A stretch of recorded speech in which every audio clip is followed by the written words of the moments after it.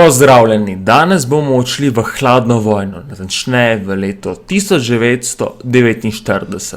Evropa je bila še vedno porušena zaradi druge svetovne vojne in ker se je Zahodna Evropa bala nadaljne sovjetske agresije, so ustanovili Severnoatlantsko zavezništvo, poznano tudi kot NATO. Aprila 1949 so države Zahodne Evrope podpisale pogodbo o vojaškem in gospodarskem zavezništvu. Prvotni namen zveze NATO je bil preprečiti sovjetsko agresijo in preprečiti nacionalistični militarizem, ki se je pojavil v Nemčiji, Italiji in Španiji pred drugo svetovno vojno.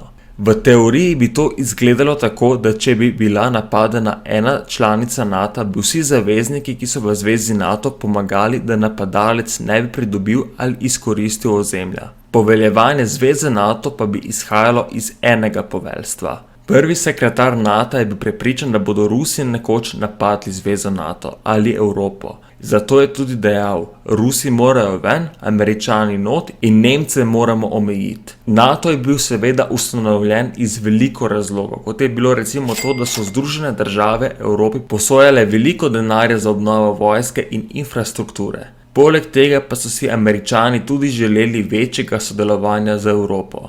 Seveda je bila tu še zaščita pred komunizmom in Sovjetsko zvezo. Rusi so leta 1948 zaprli vse prehode iz vzhoda na zahod. Na oblast pa so postavili komunistične predstavnike, ki pa so imeli totalno oblast nad ljudmi. Tudi na Kitajskem se je zgodila komunistična revolucija in komunizem je postajal svetovna velesila in velik problem zahodnemu sistemu. Za začetek je članstvo v zvezi NATO podpisalo 12 članic. Belgija, Kanada, Danska, Francija, Islandija, Italija, Luksemburg, Nizozemska, Norveška, Portugalska, Združeno kraljestvo in Združene države Amerike. Sedaj imajo Američani prav zaradi tega lahko svojo vojsko v pripravljenosti v Evropi in hitro posredujejo, če Sovjeti napadejo Zahod. Toda vse to kasneje vodi še v dodatne ekstreme, kot je recimo doktrina maščevanja. To je pogodba, po kateri bi članice zveze NATO si vzele pravico in uporabile jedrsko orožje proti sovražniku, če bi vedele, da bodo izgubile.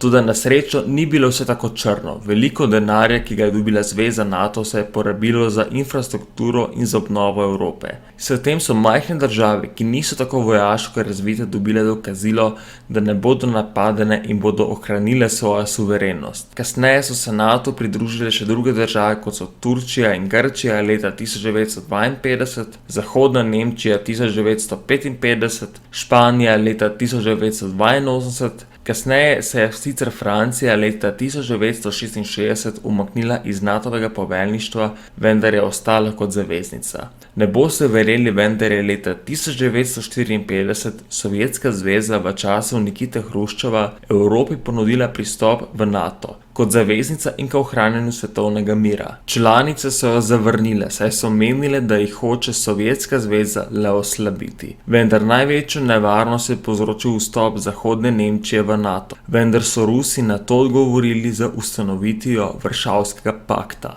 NATO deluje še danes in je pomembna organizacija, ki bo varovala male države pred morebitnimi težavami. Slovenija je članica postala 29. marca 2004. To je velik dosežek za našo državo, da smo del take skupnosti. Celo slovenska vojska sodeluje na misijah v zvezi NATO.